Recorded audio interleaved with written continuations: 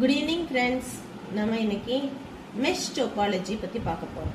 mesh topology னா என்ன அப்படின்னா எத்தனை நம்பர் ஆஃப் டிவைசஸ் நம்ம கனெக்ட் ஆயிருக்குதோ எல்லா டிவைஸும் ஒன்னோட ஒன்று இன்டர்கனெக்ட் ஆயிருந்ததுன்னா then that topology is called as mesh topology. இப்போ ஃபார் எக்ஸாம்பிள் 5 டிவைசஸ் இருந்தது, 5 PCs இருக்குது அப்படின்னா இந்த 5 PCஸும் ஒன்னோட ஒன்று இன்டர்கனெக்டாக இருக்கும். அதாவது ஃபர்ஸ்ட் PC மீதி இருக்கக்கூடிய 4 PCயோடையும் கனெக்ஷனில் இருக்கணும். அதே மாதிரி செகண்ட் PC மீதி இருக்கக்கூடிய 4 டிவைஸோடையும் கனெக்ஷனில் இருக்கணும். இதே மாதிரி எல்லா டிவைஸும் ஒன்னோட ஒன்று இன்டர்கனெக்ட் ஆகிருந்தால் தான் அதை மெஷ் டோபாலஜி அப்படின்னு நம்ம சொல்கிறோம்.